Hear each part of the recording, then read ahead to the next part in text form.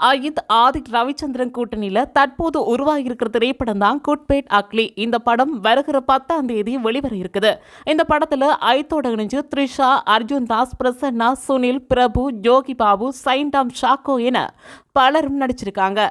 இந்த திரைப்படத்தோட ட்ரெய்லரும் வெளியாகி இருக்குது. யூடியூப்லையும் பட்டைய கிளப்பி வருதுன்னே சொல்லலாம். இந்த நிலையில குட் அக்லி திரைப்படத்தோட ட்ரெய்லர்ல யாரும் எதிர்பார்க்காத விதமா நடிகை சிம்ரனும் என்ட்ரி கொடுத்திருக்காங்க.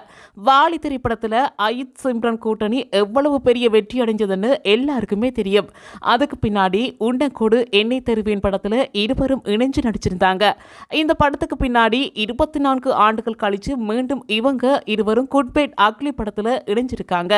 இப்போ அந்த ட்ரெய்லர் சமூக வலைத்தளங்களில் பரவலா பேசப்பட்டும் வருது, பகிரப்பட்டும் வருது. இதை பத்தி உங்க கமெண்ட்ஸை மறக்காம கமெண்ட் செக்ஷன்ல சொல்லிட்டு போங்க.